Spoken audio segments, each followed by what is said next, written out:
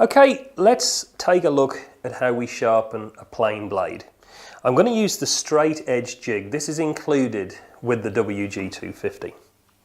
So first of all, I've set the support arm in the vertical position so that the stone is going to move towards the blade.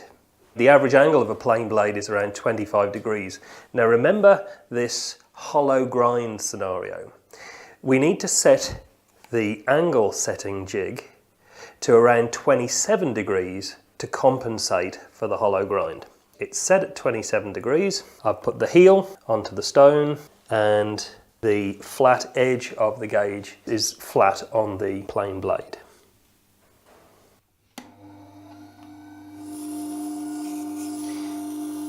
Okay, nice and slowly, even grind. Okay, so let's look at the finished grind.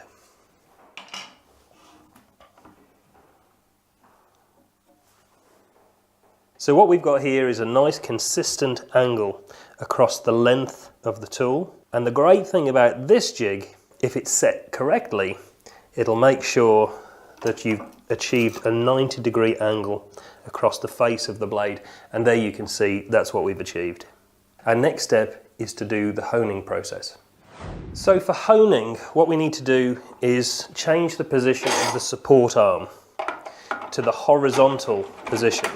And if you think about this, the last thing we want is for this leather honing wheel traveling towards the blade. The blade will just tear it off. So for all honing, we need to have the travel of the honing wheel away from the blade. I haven't taken the blade out of the jig. We're going to place that onto the wheel, and with a simple trick of blackening the cutting edge ground angle with a marker pen, I'll be able to establish the exact same angle for honing.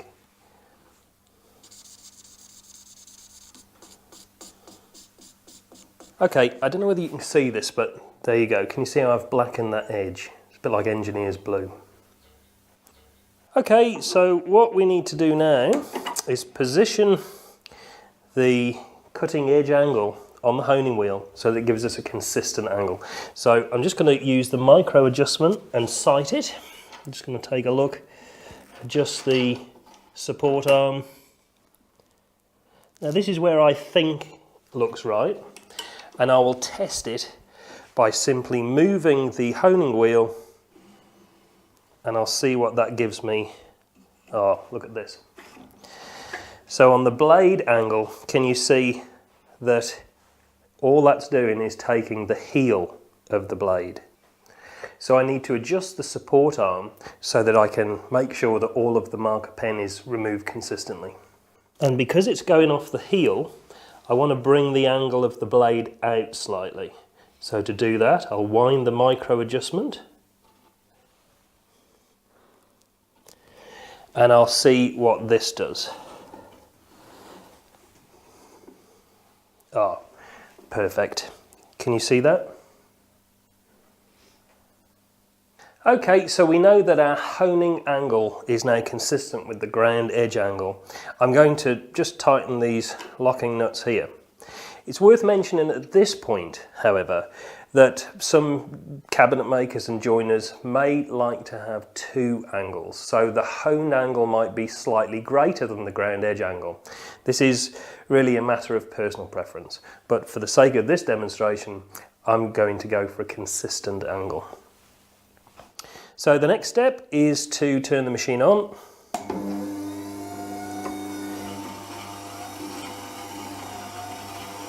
And I'm just running the blade back and forth along the honing wheel. The cutting compound that we have put into the leather strop will produce a razor sharp finish.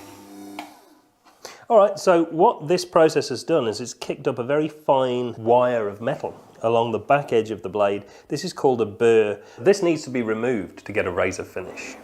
To do this, we could run it along the strop in that direction, but with any flat edge tool, it's always a really good idea to keep that back as flat as possible. So my preference would be to use a bench stone. So let's keep it flat.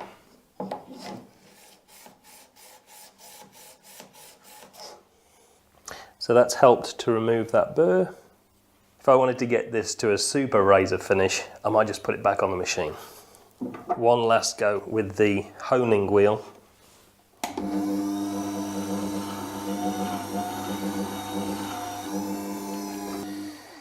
And we truly have a razor finish. Okay, so let's just prove a point on how sharp this blade is. Across the grain on a piece of softwood, I'm really taking just fine wafers off. This is razor sharp.